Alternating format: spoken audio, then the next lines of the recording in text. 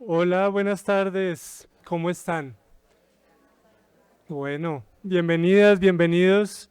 Muchas gracias por acompañarnos. Yo soy Nicolás Gómez, director de la Unidad de Artes y otras colecciones de la Sugerencia Cultural del Banco de la República. Y bueno, estamos muy felices de hoy abrir puertas de la exposición Situamos la vida en el centro. Tengo acá unas palabras y posteriormente hacer la presentación de las personas que nos acompañarán en esta inauguración. Muchos artistas contemporáneos han asumido un papel activo en la resistencia contra los impactos de la degradación ambiental, comprendiendo que el arte, en su capacidad de comunicar y motivar pensamiento y reflexión, puede movilizar acciones colectivas y hacer visibles luchas invisibilizadas. Uno de los principales puntos de convergencia en estas prácticas es la manera en que los artistas y las comunidades se han unido para ofrecer una respuesta colectiva ante las crisis ecológicas y sociales que atraviesan sus territorios, pues han documentado los reclamos ante amenazas de desplazamiento y despojo de tierras y la contaminación a causa de la minería, la deforestación, la construcción de represas o proyectos de urbanización masiva. Nacida en Londres y con ascendencia colombiana, Carolina Caicedo es una de las figuras más destacadas del arte contemporáneo y una firme defensora de los derechos ambientales y sociales. Su práctica artística de carácter interdisciplinario abarca una amplia variedad de medios, desde el dibujo y la escultura hasta el video y el performance. La exposición Situamos la vida en el centro, que abrimos hoy en el piso 2 del Museo de Arte Miguel Urrutia, se presenta como una plataforma para el encuentro entre el arte, la ciencia y la justicia ambiental en América Latina. Este proyecto expositivo se consolida con una robusta publicación que tendremos a la venta en unos días, esperamos en unas pocas semanas. Y también quiero recalcar un nutrido programa educativo que organizamos desde el museo con diversos componentes para diversos públicos también. Y todo este proyecto que articula publicación, exposición y proyecto educativo tiene como objeto fomentar el diálogo, el intercambio y la cooperación entre la práctica artística de Carolina con procesos sociales, organizaciones y movimientos que lideran modelos relacionales y de consumo circulares, solidarios y equitativos. Carolina ha abordado temas cruciales como la defensa del territorio y los recursos hídricos, la soberanía alimentaria y las transiciones energéticas justas, siempre con una crítica profunda a las estructuras de poder que perpetúan el capitalismo desmedido. En la exposición Situamos la vida en el centro, que es curaduría de Joseph Valencia, se pone en evidencia algunas formas características del trabajo de Carolina. De una parte, destaca los conocimientos ancestrales como alternativas a las soluciones científicas dominantes. De otra parte, se enfoca en la preservación de recursos hídricos, semillas y ecosistemas vitales, y de manera enfática muestra la conexión entre arte y activismo con proyectos referentes a luchas por la justicia ambiental en el noreste del Pacífico, Puerto Rico, Brasil, Chile, Colombia, entre otros países y otros territorios. Esta exposición, este proyecto, es posible gracias a una alianza con el Vincent Price Art Museum de California, donde la exposición tuvo lugar hace pocos meses y hoy inauguramos acá en el Museo de Arte Miguel Urrutia. El MAMU es un espacio de exhibición referente del arte contemporáneo en Colombia que con esta muestra refuerza su compromiso con la reflexión crítica sobre las problemáticas ambientales y sociales de la región. Un aspecto que distingue la obra de Carolina es el énfasis en la colaboración y el trabajo conjunto con comunidades locales y activistas que vincula sus procesos creativos, como también con especies animales, vegetales o minerales. También lo usa como una herramienta colectiva para la acción y el cambio social. Sus obras se construyen como espacios de diálogo y visibilización de las luchas de aquellos que defienden su territorio y su entorno, en reclamo de su soberanía. La exposición Situamos la vida en el centro nos invita a repensar nuestra relación con la naturaleza, a cuestionar las estructuras violentas y obsoletas que perpetúan la crisis ecológica y a reconocer que la acción colectiva, inspirada y promovida por la creatividad artística, es fundamental para asegurar un futuro más justo, equitativo y sostenible. Quiero agradecer muy especialmente a todas y todos los artistas, además de Carolina, que hacen parte de sus proyectos y que participan de sus proyectos. también a los colectivos, a las comunidades que están involucradas en el desarrollo de sus proyectos. Y un agradecimiento, por supuesto, como siempre, muy especial al equipo de la Unidad de Artes y otras colecciones y a los equipos de la Superintendencia Cultural del Banco de la República que han permitido que este proyecto ha sido posible, pero que permiten que todas las exposiciones y el desarrollo de la colección que tenemos sea posible. Entonces, pues, gracias a ustedes por venir. Voy a leer unas presentación corta, tanto de Joseph Valencia como de Tatiana Roa, además de Carolina, por supuesto, que son pues las personas que se tomarán la palabra ahora. Por una parte, Joseph Valencia es curador, educador, historiador y escritor. Actualmente se desempeña como curador de exposiciones en el Vincent Price Art Museum del East Los Angeles College, donde desde 2016 ha desarrollado proyectos enfocados en el arte americano, latinoamericano, moderno y contemporáneo. Es estudioso del arte y la historia del arte latino. Sus exposiciones recientes incluyen esta, We Place Life at the Center, situamos la vida en el centro, Sonic Terrains in Latino Art y Liberate the Bar, vida nocturna queer, activismo y creación de espacios en 2019. Por otra parte, tenemos una invitada especial, Tatiana Roa. Es ambientalista, ingeniera de petróleos de la Universidad Industrial de Santander, magíster en estudios latinoamericanos de la Universidad Andina Simón Bolívar de Ecuador y doctora en humanidades del Centro de Estudios y Documentación de América Latina de la Universidad de Ámsterdam. Tiene más de 30 años de experiencia en el sector ambiental y una trayectoria dedicada a la justicia ambiental y las alternativas al desarrollo. A lo largo de su trayectoria ha trabajado de cerca con procesos organizativos que respaldan la defensa del territorio y la construcción de proyectos de vida. Y por último, por supuesto, Carolina Caicedo, Bravo, bravo.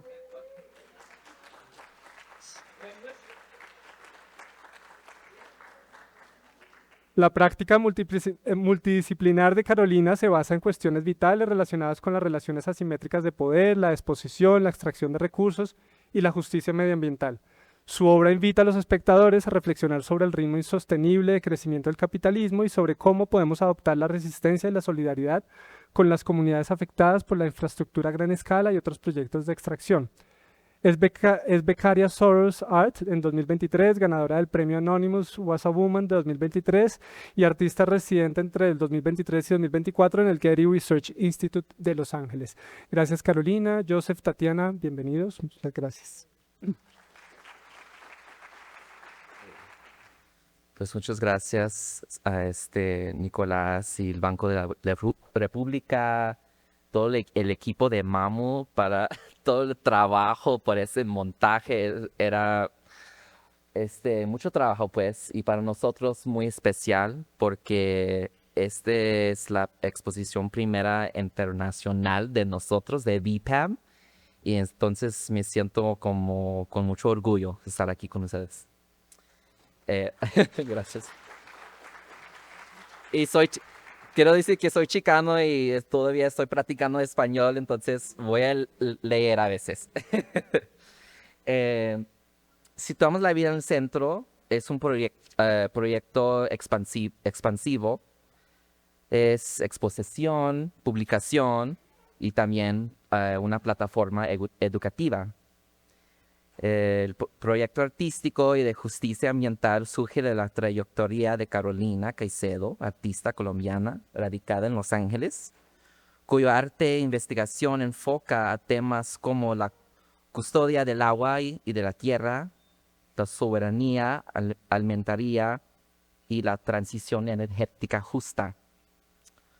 Sobre la base de 4 años de investigación y trabajo de campo en comunidades afectadas en Estados Unidos, Colombia, Latinoamérica y el Caribe, el proyecto se erige para promover soluciones alternativas a la crisis climática, con atención a las artistas y grupos ambientalistas que lideran esfuerzos de las transiciones ecosociales en el hemisferio. Para mí como curador era importante no solo resaltar estos movimientos que sitúan la vida en el centro, sino también situar a Carolina en un contexto curatorial que abra una comprensión más profunda de su práctica artística. En esta presentación voy a enfocar en 3 obras de la exposición para hablar un poco más de los temas del proyecto.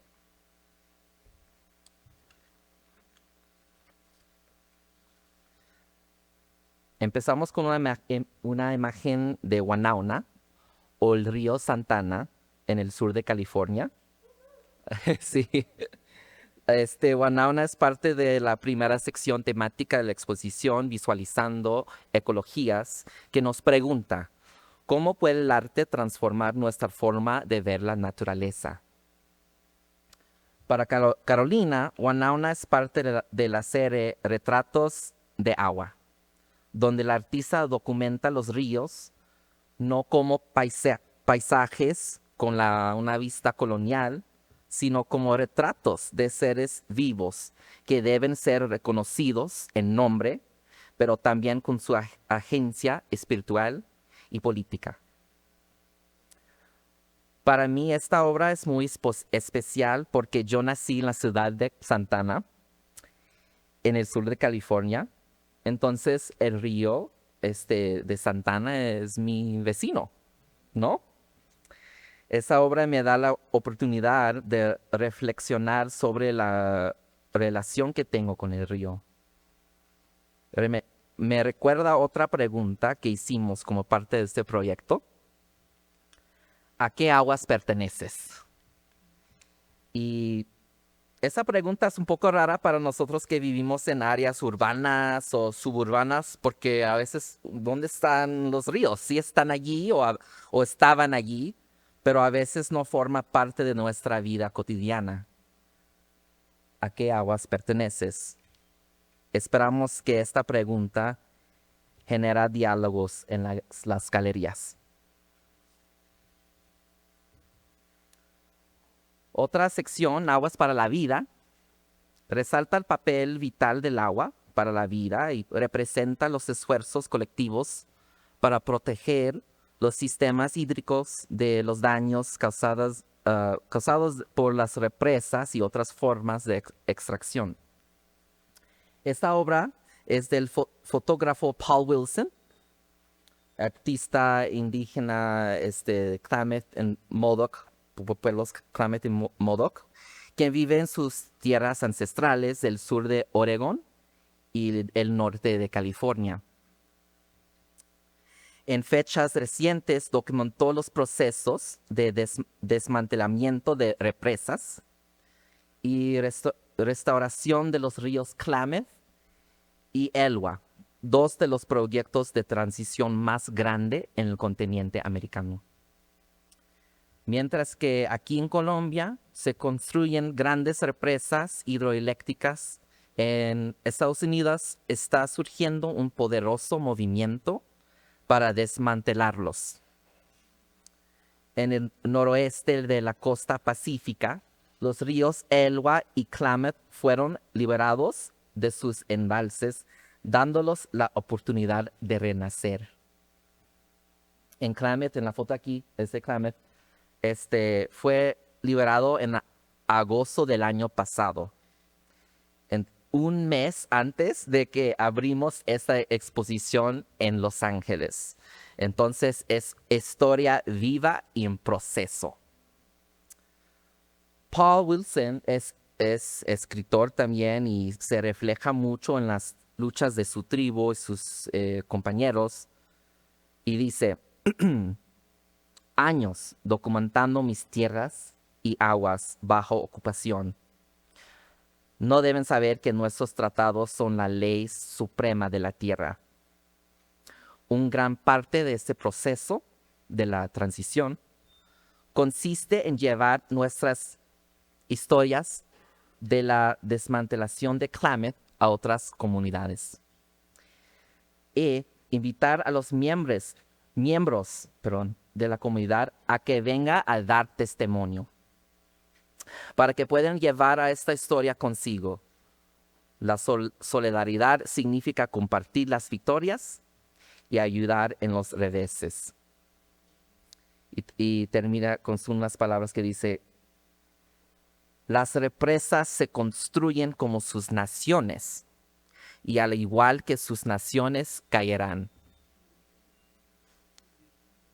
A mí no me importa si ahora hay un presidente en los Estados Unidos que quiere acabar con este movimiento.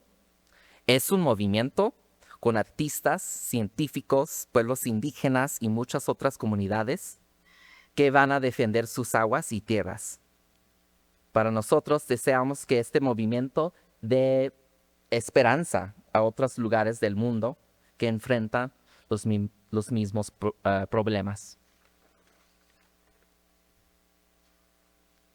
Y al final, les presento la Bionave, una instalación de Carolina Caicedo en colaboración con la Red Colombiana de Energía de la Biomasa, la Red Biocol.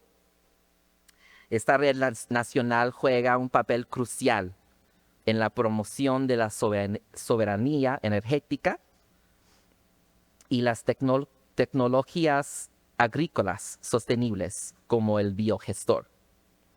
¿Alguien conoce qué es un biogestor? ¿Sabemos qué es? Pues es un tubo de vinilo de gran tamaño que descompone materiales orgánicos para crear biocombustibles, bioenergía y bioproductos. En los últimos años, Red Biocol ha adoptado la imagen de un biogestor en forma de nave espacial para que sirve como metáfora o vehículo para compartir esta tecnología en Colombia y hasta el mundo. Entonces, la escultura de Caicedo da vida a la bionave y en fantasía, ¿cómo se dice? Enfatiza, la importancia de las soluciones tecnológicas de origen comunitario para los retos de la crisis climática.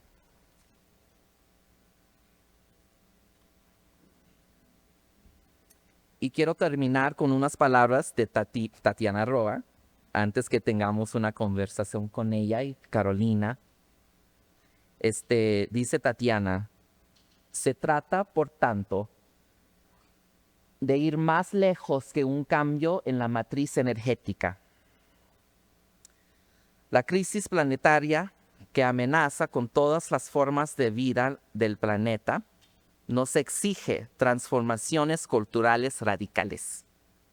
Es decir, replantear las relaciones con la naturaleza y entre los seres humanos. Citamos a Tatiana en nuestro proyecto y sus palabras abren la publicación. En cada capítulo hay ensayos y materiales que amplían estas palabras. Deseamos que esta publicación y el proyecto en general se convierta en un recurso y un punto de partida para fortalecer el compromiso con la intersección entre el arte, la ciencia y la justicia ambiental. Gracias. Ay, sí, quiero dar las gracias. Me gustó mucho la presentación. Gracias, Joseph. Gracias, Nicolás. Gracias, toda la gente del banco. Gracias a los montajistas, las personas de museografía, bueno, todos los que estuvimos esta semana en las salas dándole toda. La dimos toda. Espero que puedan apreciar esa labor de amor y de cariño que hemos puesto en la exhibición. También quiero agradecer a otras personas, a todos ustedes por tomarse estas horitas un jueves en la tarde y acompañarnos. Muchas gracias.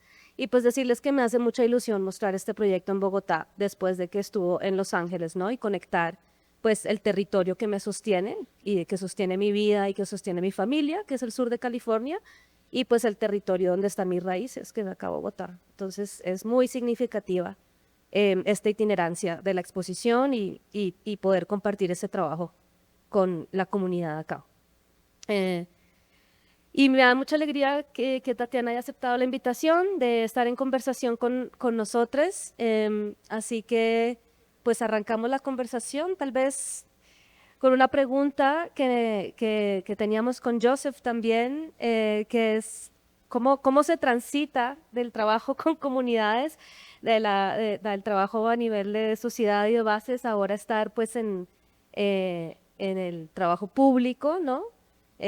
¿Cómo ha sido ese trabajo? ¿Cómo se llevan los compromisos que se tienen cuando eres parte de un proceso de base de la comunidad?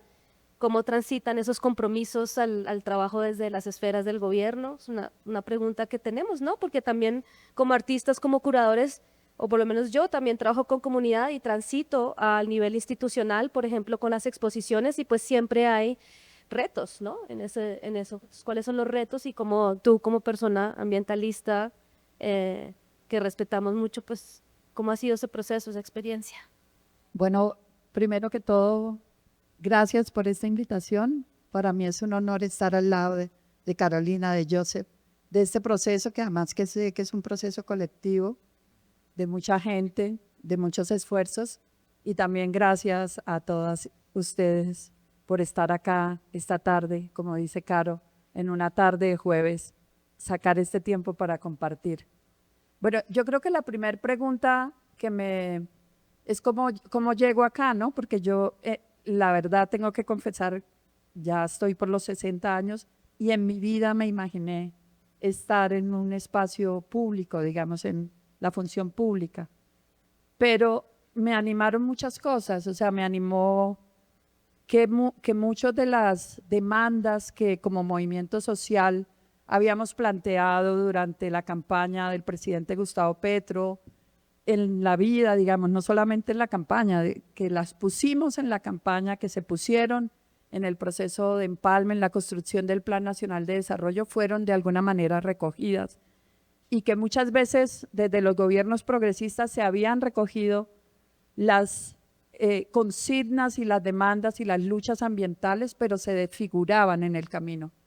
Y mantener, cuando a mí me hacen la invitación, ya el gobierno lleva un año, mantener presente, dejar el petróleo en el subsuelo, transitar, ordenar el territorio alrededor del agua, los derechos territoriales, los derechos campesinos, eso me anima, ¿no? O sea, es el primer gobierno progresista, pero que pone, yo diría, el primer gobierno progresista en América Latina que tiene en el centro el tema ambiental, o sea, que es uno de sus asuntos, no es algo accesorio, sino que está presente. Entonces, y la invitación me la hace una mujer que es admirable para mí, que es Susana Muhammad, con quien teníamos un vínculo en la lucha antifracking, no más allá de eso, y ella me invita a ser parte del gobierno. Y estos dos elementos me hacen venir acá y llegar a un lugar donde jamás esperé estar,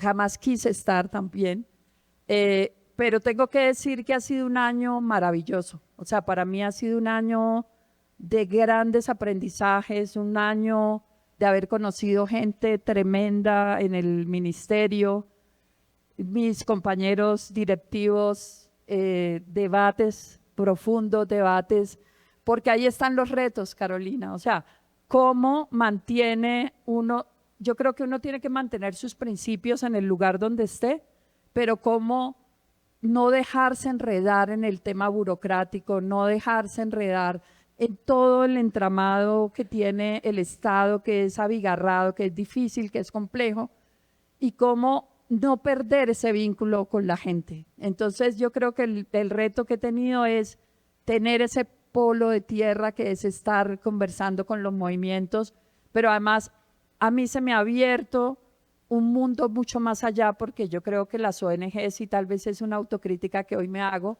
nos reducimos en una esfera muy pequeña de vínculos muy limitados, y aquí conoces a todo tipo de gente que no habías tenido la posibilidad de conocer, que a veces la mirabas incluso con distancia, y empiezas a encontrar una riqueza muy grande y por supuesto contradicciones y de todo. Entonces para mí ha sido un año y medio casi de muy feliz, de mucha felicidad, de mucho aprendizaje, de conocer gente maravillosa en los territorios y por supuesto también de dolores, por supuesto también de momentos difíciles, por supuesto también de ver esas contradicciones que se dan dentro de los gobiernos, pero en general, digamos, yo diría que el balance ha sido un balance muy positivo para mí.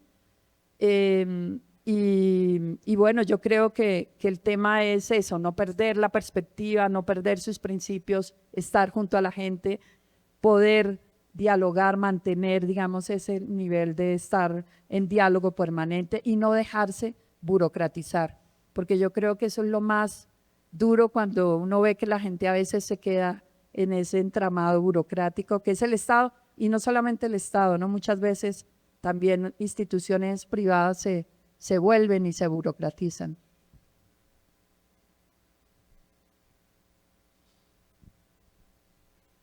Pues quería a Carolina para reflejar un poco, porque este proyecto, le situamos la vida en el centro, ya tenemos muchos años trabajando en este proyecto y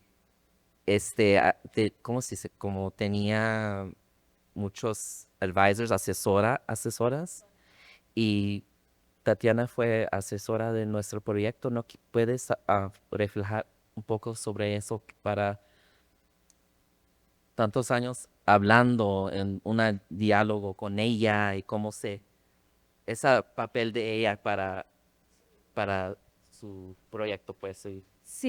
Sí, Tatiana es uno de los como 8 asesores iniciales del proyecto. Teníamos el lujo de poder tener asesores porque el proyecto inicia con unos fondos que da la Fundación Getty. Entonces, eso nos permitió también poder, digamos, honrar esa labor de asesor. Y construimos un equipo de asesor que incluían personas como como Tatiana, que viene pues no del mundo del arte, sino más del mundo de la protección del agua, de la tierra, de la lucha por proyectos de vida dignos. Habían curadores también y escritores, digamos, teóricos culturales. No sé, estaba Arturo Escobar, había una persona como Camila Marambio, que curó el pasado pabellón de Chile en la Bienal de Venecia. Estaba Bárbara Santos, que es una artista local. Entonces construimos un equipo de asesores que refleja un poco también como yo opero en el mundo del arte, ¿no? Que tomo y estudio y me acerco, el arte, digamos, es una excusa para acercarse a personas, a temas, a comunidades pues, que me mueven, que me conmueven, que afectan, digamos, mi pensamiento de la vida y mi forma de existir en el mundo. Y pues a Tatiana siempre he respetado mucho cómo escribe, cómo piensa, su trabajo. Cuando la conocí trabajaba en Sensat Agua Viva, un, un lugar de pensamiento ambiental muy importante en Colombia y de trabajo ambiental. Y nos conocimos en el proceso de defensa de los ríos y en contra de la construcción de grandes hidroeléctricas, que fue una década muy dura en Colombia, donde se construyó el Quimbo, Hidrosogamoso, Hidroituango, casi que al tiempo, y que fue una década que también pienso a través del trabajo de justicia ambiental y de bases y con acompañamientos de muchos oficios, el arte, el periodismo, la escritura.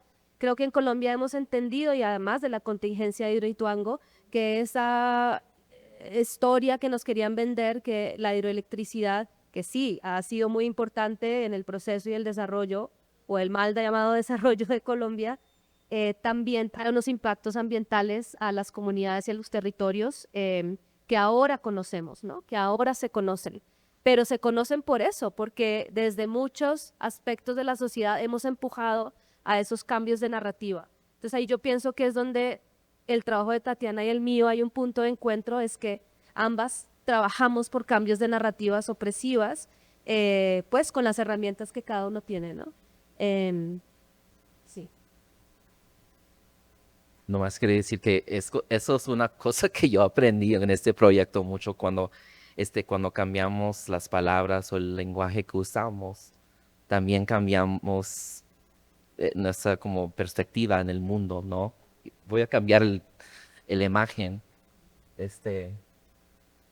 porque hay tantas palabras, hasta la publicación tiene un glosario, ¿no? Bilingüe, porque las palabras siempre estaban cambiando también, ¿no? Claro, porque el lenguaje es un área de la lucha también, ¿no?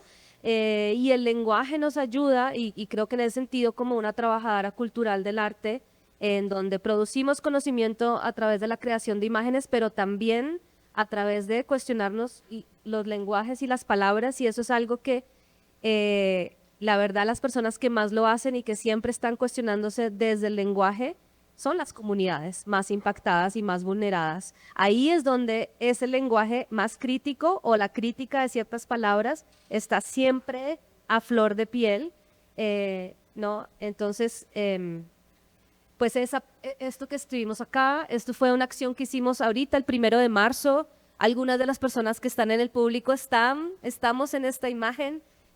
Claudia, Yamis, Joseph, mi hermano que está por ahí, yo también. Una de las plataformas educativas de este proyecto fue una reunión de personas, o más bien de personas, no, de líderes ambientales, artistas y científicos en la ciudad de Los Ángeles y en la isla Catalina, que es una ciudad que queda al frente. Una reunión que le llamamos El Respiro, en donde nos concentramos a compartir experiencias, a compartir saberes, a crear una obra que fue la arpillera que vieron a la entrada del museo, vieron la pieza en textil, esa la creamos en 5 días.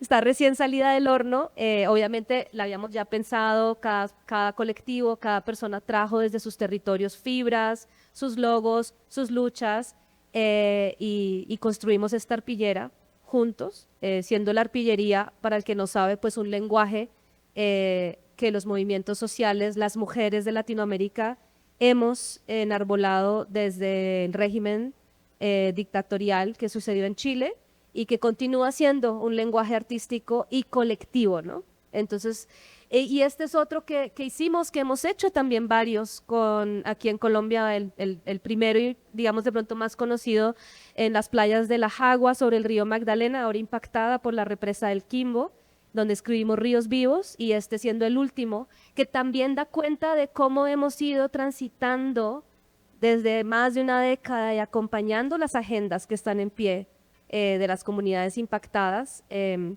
y que a través de ese impacto empiezan a pensar en qué es la energía, cómo podemos desde las comunidades trabajar la energía. Entonces de pronto le paso la voz a Tatiana para que nos cuente un poco qué es la transición justa o qué es la transición ecosocial justa de pronto, qué es lo que dice en la parte de atrás de la arpillera. Por el frente ven nuestros símbolos, nuestras luchas, y por detrás hay un llamado que dice por una transición ecosocial justa. Entonces tal vez nos quieras contar, porque sé que se está involucrada con el Pacto Ecosocial del Sur, que plantea cómo es que se están acuerpando las transiciones ecosociales ya, y pensar que la transición no es algo que va a pasar en el futuro, sino que ya está pasando y que se acuerpa de muchas maneras en el continente americano. Entonces, si nos quieres contar eso, cómo las energías comunitarias hacen parte de esta transición ecosocial, y creo que de eso sabes mucho. Bueno, yo quisiera contar un poco cómo empieza aquí a darse el debate de la transición desde los movimientos sociales, y tiene que ver mucho con un momento en el país donde de pasar, digamos, de un momento como al principio de este siglo, que fue todo lo que se llamó el auge del extractivismo, los proyectos que tú mencionas, las 3 grandes represas construidas en este siglo y que tuvieron tantos impactos, las luchas contra las represas, las luchas por dejar el petróleo en el subsuelo, muchos de esos procesos de los que hemos sido parte, pero también en diálogo con los trabajadores y las trabajadoras del sector energía, nos llevó a proponer un punto en el que nos pudiéramos dialogar, ¿no? Porque era sí o no, no sí, no represas, no petróleo, los trabajadores diciendo, pero nosotros tenemos tales condiciones, qué va a pasar con nuestra forma de trabajo, y apropiamos, digamos, un concepto que ya tiene una historia que surge desde los trabajadores y las trabajadoras cuando se empiezan a dar los procesos de reconversión industrial en Europa y en Estados Unidos, y que ellos dicen transición sí, pero justa, es decir, considerando qué va a pasar con ellos. Nosotros lo incorporamos aquí con el deseo de no fraccionar el movimiento social, que no es solamente de comunidades, sino también de trabajadores y de trabajadoras, comunidades de muchos sectores, y ahí empieza una discusión. Hoy la transición, muchos dicen lo que hay es una adición de energías, bueno, hay mucha controversia frente al tema, pero en ese proceso está también toda esta lucha de las organizaciones, sobre todo las organizaciones que están afectadas por la represa, que dicen, bueno, si no es petróleo, si no es energía eléctrica, ¿qué es? ¿Y qué es la energía? ¿Sí? Y ahí empieza a surgir desde ese movimiento que también piensa, digamos, cómo hacer agricultura diferente, cómo relacionarse con la naturaleza de otras formas, que está pensando realmente en transformaciones culturales profundas, la idea de que en esos procesos también tiene que entrar la energía y en esas discusiones se empieza a entender que la energía no es solamente cables, redes, tubos, oleoductos, sino que también es el alimento, que la energía son las fuerzas que dan posibilidades a la vida de muchas formas. Y recientemente he venido pensando mucho a raíz de un texto que he estado leyendo y que me ha gustado muchísimo, cómo todos los pueblos, digamos que el petróleo llega hace 100 años, 200 años casi, pero digamos en nuestro país hace 100 años, hasta ahí la gente tuvo acceso al agua, a la energía, al aire, al viento, como su forma de energía.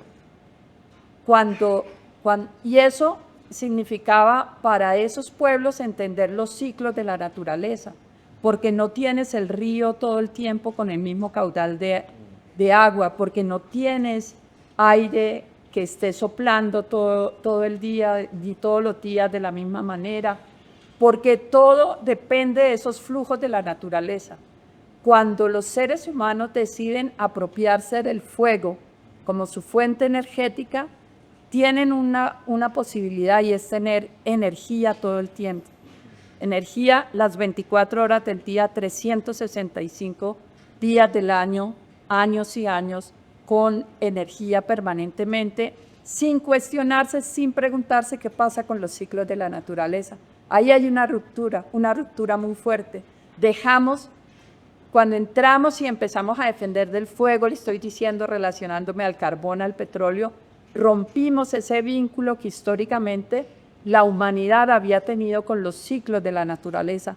Y eso es lo que entienden los procesos que empiezan a decir, lo nuestro no son comunidades energéticas, son energías comunitarias, son energías construidas desde la comunidad. Y pareciera que fuera lo mismo o que es un juego de palabras. Y ahí yo creo que está el quid del asunto. O sea, como humanidad, un sector, porque no es todo, hay miles y millones de seres humanos en el planeta que siguen, digamos, entendiendo y siguen viviendo acorde a los ciclos de la naturaleza. No son pocos, no son marginales. Hay miles de millones de personas en el mundo que viven todavía, digamos, con niveles de consumo diferentes a los de la sociedad que llamamos occidental, pero esta sociedad se olvidó de eso y le parece que es muy fácil prender espichar un botón y tener energía y no preguntarse de dónde viene, como tampoco nos preguntamos de dónde viene el agua, ni siquiera nos cuestionamos en una ciudad como Bogotá que lleva un año con racionamiento hídrico, nos cuestionamos qué significa eso. ¿Qué pasaría si esas represas que están aquí arriba se quedaran sin agua, como pasó en Montevideo? Pero es que aquí no somos 1.000.000 de personas, aquí somos 10 millones de personas. Y sin embargo no hemos logrado crear ni siquiera un movimiento que defienda el agua en esta ciudad y que le plantee retos al alcalde de la ciudad frente al tema y que el alcalde pueda salir a decir cualquier babosa y no lo cuestionemos, porque estamos acostumbrados y esperamos que nos llegue el agua y esperamos que nos llegue la energía y esperamos que nos llegue todo. Por eso, un poco retomando la frase que gracias por considerarla, Carolina, me honra que la hayas considerado. Uno de los debates que nosotros pusimos desde el inicio cuando empezamos a hablar con los trabajadores, las trabajadoras, las comunidades, otras organizaciones de la sociedad civil, a discutir el tema de la transición, decíamos, la transición no es cambiar de fuente de energía, porque además no la hemos cambiado, hemos adicionado fuentes energéticas. La transición es una transformación profundamente cultural que nos implica necesariamente cambiar muchas de las formas como hoy vivimos y que nos imaginamos que no puede ser. O sea, que allá está mi nieta con el celular, por ejemplo, que no se puede imaginar que nosotros a esa edad estábamos seguramente corriendo o haciendo otra cosa, porque esta es una sociedad que ya está, en la que estamos atrapados a los artefactos, atrapados a tener que oír música todo el tiempo, o a tener que, o sea, nos cuesta el silencio, ¿sí? Nos cuesta como la tranquilidad, nos autoexplotamos, ¿sí? Es una sociedad profundamente adictiva al consumo energético, por eso decimos energívora. Bueno, hablé de todo un poco, ¿no? Pero retomando esa frase, Tatiana, ¿no? Que la necesidad está en la transformación cultural, ¿no? Ahí pienso que como artistas tenemos un rol, ¿no? Ahí somos trabajadores culturales. Hablas de los trabajadores y las trabajadoras, pues nosotros somos trabajadores del sector cultural y como trabajadores del sector cultural tenemos un rol en la transformación cultural que puede apoyar estos procesos de transiciones justas, ¿no? Y es como yo entiendo mi rol como artista y espero que las obras, tanto de los otros colectivos y de los otros artistas que están en diálogo con mis obras en la exposición que ya mismo vamos a subir, pues den cuenta de eso y nos ayude a imaginarnos otros futuros posibles donde muchos mundos quepan, ¿no? Como dicen nuestros maestras y maestros zapatistas, o donde muchos pluriversos existan, como dicen nuestros compas del tejido de transicionantes, ¿no? Donde hay una posibilidad de una paz pluriversal territorial. Y territorial es importante porque esas transiciones tienen que tomar forma de acuerdo a las necesidades y las posibilidades de cada lugar, ¿no? No se trata de una única solución, sino de las múltiples mundos y posibilidades que espero que estén reflejadas pues en las diferentes obras temáticas de la expo y procesos que se reflejan en la exposición. Así que tal vez podemos cerrar aquí y transicionar a la exposición.